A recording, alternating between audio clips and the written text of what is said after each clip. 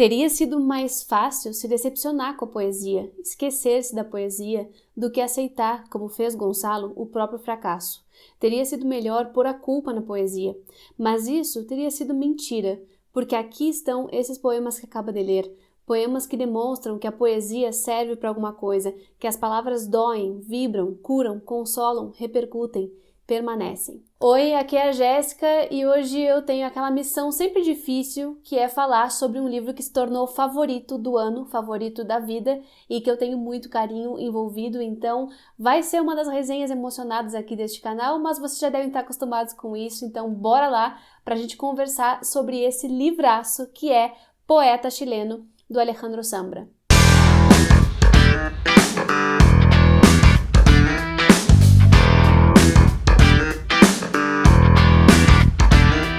Bom, gente, esse é mais um vídeo que é um oferecimento do Clube Lê Latinos para vocês, porque eu tô gravando a resenha depois do nosso encontro, depois de conversar sobre vários detalhes da obra. Essa foi a nossa leitura conjunta do mês de maio de 2023 e foi uma das melhores leituras que a gente já fez no clube, com toda a certeza. É um livro que eu fiquei muito feliz de colocar e que ele tenha ganho a votação, porque eu sabia que ia ser um sucesso. O Alejandro Zambra é um escritor que eu gosto bastante, já tinha lido um livro dele, tinha ficado encantada com a prosa e agora a gente leu esse, que é o livro mais recente publicado dele aqui no Brasil.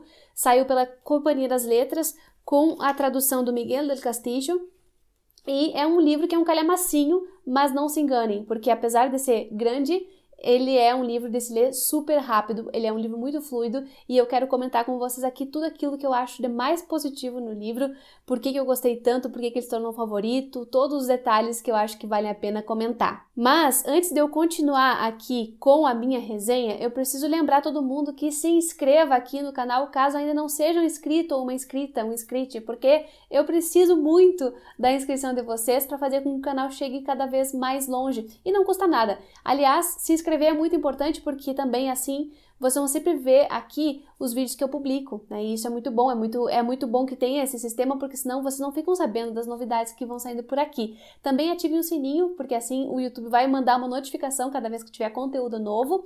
Deixa um like nesse vídeo para fazer com que ele chegue a outros leitores que também podem gostar dessa resenha. E vão comentando aqui comigo no chat ao vivo ou nos comentários logo abaixo do vídeo tudo aquilo que vocês quiserem sobre o livro, porque sempre essa é a melhor parte. Também deixo aqui embaixo, gente, todos os links importantes para vocês conhecerem mais do meu trabalho, para vocês conhecerem mais do Clube Lê Latinos, por exemplo. É um clube de assinatura recorrente lá pelo Catarse, tem várias recompensas, tem recompensas gerais e tem recompensas que são por valor da assinatura. Então todos os detalhes estão aqui embaixo e a gente lê literatura latino-americana de excelente qualidade todo mês, sempre um livro novo para nos ajudar a conhecer cada vez mais da América Latina. Também tem o Clube de Apoiadores do canal, aí aqui a gente só lê livros da literatura brasileira mesmo, e vocês podem participar das leituras que eu faço também, basta ser membro do canal, clicando aqui no botão de Seja Membro ou num dos primeiros links que está aqui embaixo também na caixa de descrição. Além disso, os livros que eu menciono por aqui aparecem sempre na caixa de descrição com um link específico, caso vocês queiram ver valores, sinopses, todos os detalhes sobre a obra, e também se vocês comprarem por esses links, vocês me ajudam me dando uma pequena comissão pela venda. Então, gente, eu poderia falar várias coisas aqui sobre o Poeta Chileno, que é um livro que eu já disse que se tornou favorito do ano, mas eu quero começar dizendo que ele é um livro sobre várias coisas ao mesmo tempo e sobre poucas coisas. Ele é, basicamente, como o nome já diz, um livro sobre a poesia chilena, sobre a literatura chilena, feita por esses grandes poetas que o país teve. Mas não é só isso, ele é também um livro sobre paternidade. E ele é também um livro sobre família, sobre relacionamento familiar, sobre relacionamentos humanos em geral. E tudo começa com um arco que trata da vida do Gonçalo. Então, esse livro começa falando do Gonçalo, ele é o protagonista inicial, e o Gonçalo é um jovem chileno nos anos 90 e que está apaixonado por uma moça chamada Carla, e a partir daí a história começa a se desenvolver. A gente tem aqui também, nesse livro, uma estrutura que eu acho bem interessante para entender os movimentos da vida, né? Então, nesse primeiro movimento, a gente vê na primeira parte o Gonçalo, adolescente, namorando a Carla. Na segunda parte do livro, a gente vai ver Gonçalo e Carla se reencontrando depois de 9 anos já adultos e com algumas surpresas pelo caminho, como, por exemplo, a Carla ter tido um filho nesse meio tempo. Na terceira parte, a gente vai ver já a perspectiva desse filho, então a gente passa alguns anos, ele entra na adolescência e vai falar e fazer coisas que, enfim, dizem respeito à sua vida, mas também não só, porque tá tudo ligado nessa família. E por fim, a gente tem o Gonçalo e o Vicente, que é esse filho da Carla, se reencontrando.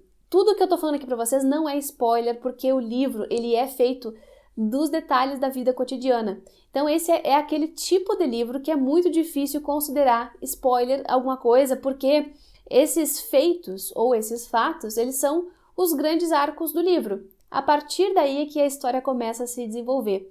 Então, assim, não fiquem com medo de ver muitos detalhes, porque eu nem vou falar de todos os detalhes que eu gosto no livro. Aliás, para eu fazer isso, eu precisaria ficar aqui 3 horas, pelo menos, como foi lá no encontro do clube. Então, eu não vou fazer um esmiuçamento aqui de tudo aquilo que eu achei sensacional. E eu vou falar brevemente sobre alguns pontos que eu gostei demais da obra e por quê. A questão da metaficção, que está aqui presente em toda a obra, que é essa parte em que a gente vê a literatura falando sobre literatura, o livro falando sobre se fazer um livro e a própria escrita da história sendo a construção do romance, isso não é novidade, isso aqui não é invenção do Zambra, isso aqui não tem nada demais, porque a gente vê a literatura fazendo isso o tempo inteiro, né? Tem muita metaficção e especialmente autoficção hoje em dia. Mas o que tem de mais interessante, talvez, seja a própria narração que o Zambra faz aqui. Eu acho que poucos narradores intrusos me interessam tanto quanto esse. Eu acho que o Zambra consegue encontrar uma voz aqui que é uma voz muito engraçada, muito divertida, muito bem-humorada, apesar das sucessivas tragédias pessoais que os personagens vão tendo. Tanto o Gonçalo, né, no começo do romance, quanto a própria Carla, que é a namorada dele, quanto o Vicente, depois quando ele surge na narrativa, eles passam por um monte de perrengue, muita coisa desastrosa, mas o narrador nunca perde a mão. E de vez em quando ele se mete na história, de vez em quando ele diz assim, eu gostaria de saber mais sobre isso também, mas não vai dar, não tem essa informação. Ou, eu poderia ficar aqui escrevendo muito tempo, porém a gente precisa ver outros detalhes da história. Ou ele diz também, faz gracinhas com aquilo que os personagens dizem. É um narrador intruso, do tipo que eu costumo não gostar, mas que aqui eu achei que ficou super legal, que funcionou muito, muito bem. Até porque tem a ver com a própria produção do Zambra, né? Ele faz muito isso e ele é muito divertido. E aí ele acaba trazendo esse humor, essa leveza, que é um humor quase pastelão. É um humor que brinca com contradições. Ele fala uma frase, logo em seguida ele contradiz aquela frase e assim ele vai indo. Eu dei muita risada com ele. Então, para mim, uma das grandes coisas do livro não é nem sequer a metaficção, mas a voz desse narrador que vai se metendo, que vai contando a história dessa família. Ou família drasta, como aparece aqui também como um dos títulos das partes do livro. Então, para começar, a gente vê esse Gonçalo, ainda jovem, gostando muito de poesia, querendo ser poeta, mas se sentindo um completo fracassado, especialmente porque o namoro dele com a Carla não vai muito bem. E a gente vê essa primeira parte termina com eles, então, terminando aquele namoro, porque não dava certo. Mas a gente termina também com um gancho, que é uma coisa que o Zambra faz muito bem. Cada final de parte tem um baita gancho para a próxima parte. E aí, por exemplo, para vocês terem uma ideia, antes de entrar na parte família drasta, que é a segunda, eles assim... Santiago é uma cidade grande e suficientemente segregada para que Carla e Gonçalo nunca mais voltassem a se encontrar. Mas uma noite, 9 anos mais tarde, os dois se viram de novo e é graças a esse reencontro que essa história alcança a quantidade necessária de páginas para ser considerada um romance. Então, assim, ele vai fazendo esses ganchos. Também, ele usa a metaficção, né, para fazer os ganchos, mas também ele usa muito da comparação entre a poesia e o romance.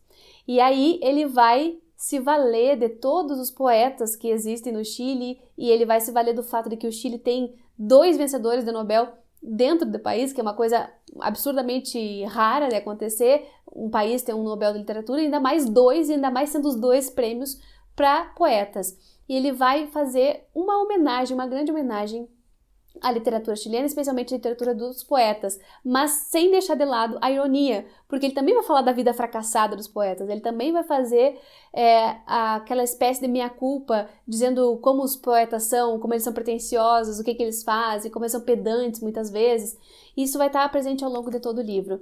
e, em certa medida, ele é muito parecido com esse livro aqui, Os Detetives Selvagens, do Roberto Bolanho, que também é chileno, e sobre o qual eu já falei aqui no canal anos atrás, logo no comecinho mesmo dos meus vídeos, porque ele também fala sobre literatura. Aqui, no caso, a gente precisa encontrar ou desvendar o mistério ao redor de um escritor que eles vão pesquisar. E aqui eles também vão fazer isso, os personagens. Na verdade, especialmente na geração ali do Vicente, ele vai ter uma amiga, uma conhecida estrangeira, estadunidense, que vai estar lá e vai fazer pesquisa sobre os poetas. Então, a todo momento o livro está fazendo referências a livros, a textos, a poesias, trazendo trechos de poesias para dentro dele. É muito legal para quem gosta, né? Para quem gosta de ler sobre literatura e quem gosta de ter referências também, é muito bom. Aliás, outro ponto positivo do livro são as referências culturais que vão desde coisas mais clássicas até coisas mais pop. E esse livro, gente, é uma enxurrada de referências.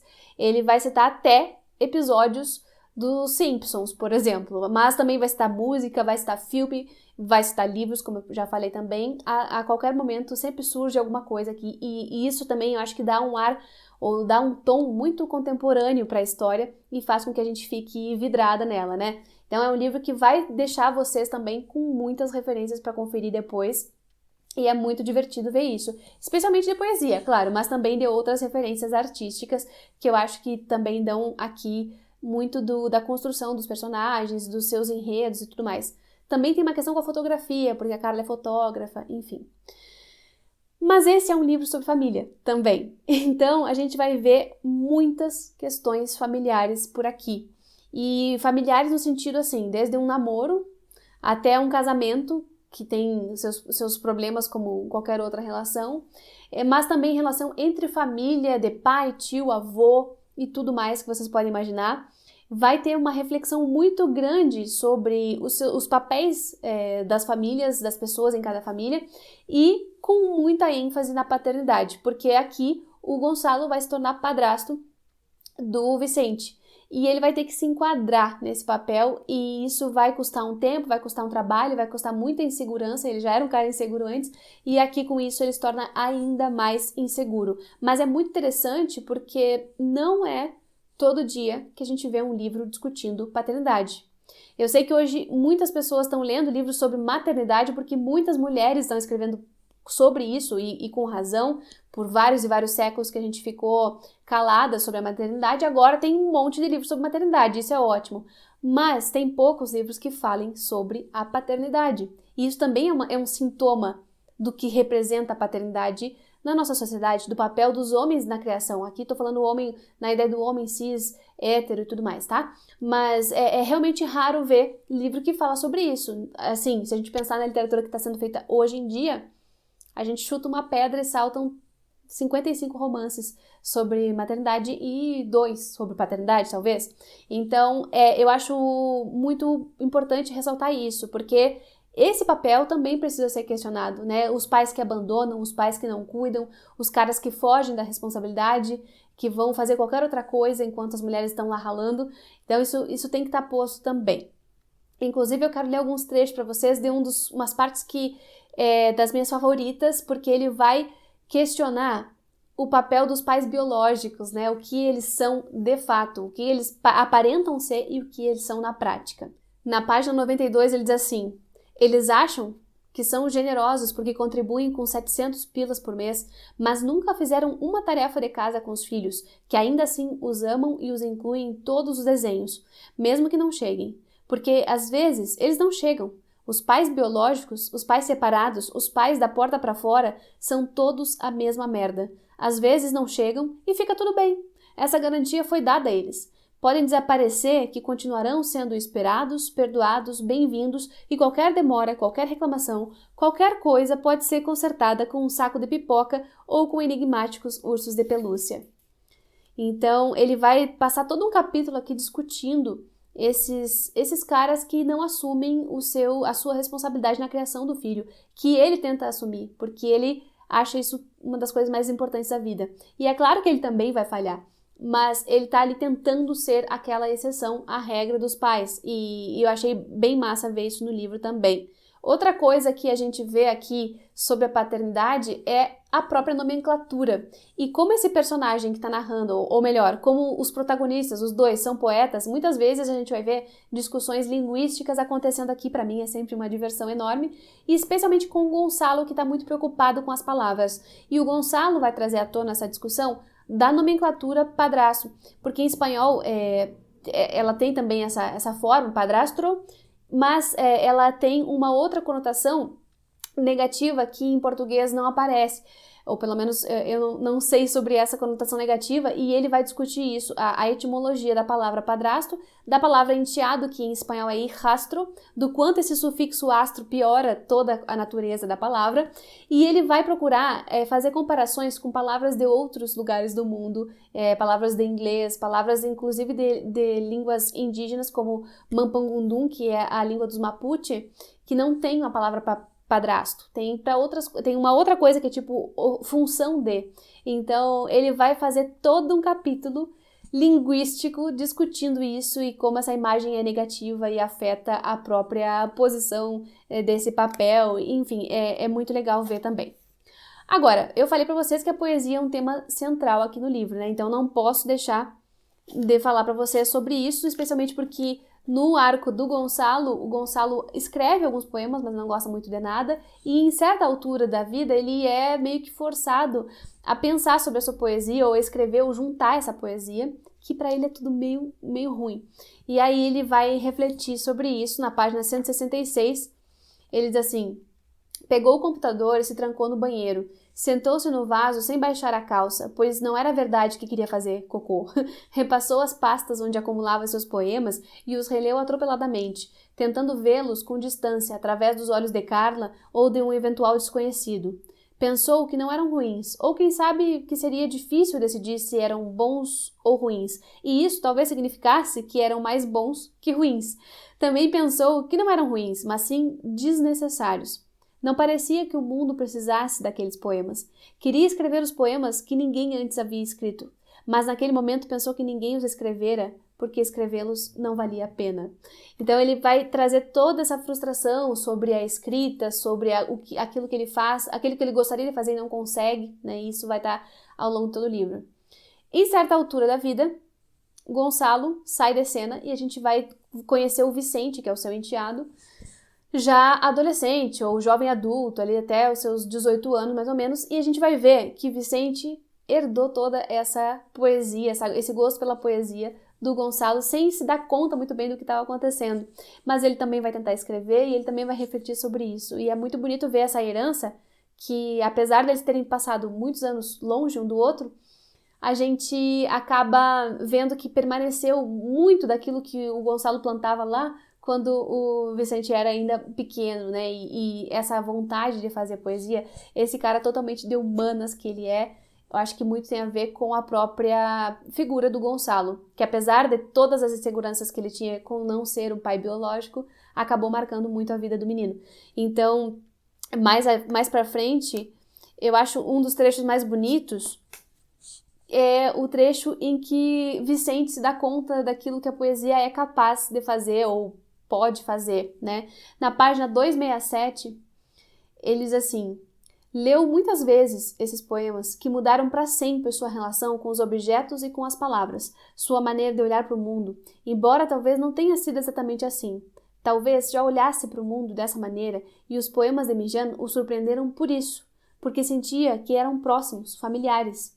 Saber que essas impressões ligeiras, marginais, estranhas e para a maioria das pessoas inúteis foram parar num poema provocava nele enorme alegria. Achava alucinante o fato de haver alguém, um adulto, dedicado a colecionar essas imagens, a resgatá-las, a compartilhá-las, bem como a ideia de que se entregar a essa aventura fosse uma espécie de trabalho. Então ele descobre que tem gente dedicada a capturar momentos, a capturar isso, transformar em imagens com palavras, e ele fica fascinado que isso possa ser um trabalho, né? É um momento de encantamento, de iluminação, que eu acho sensacional também de ver.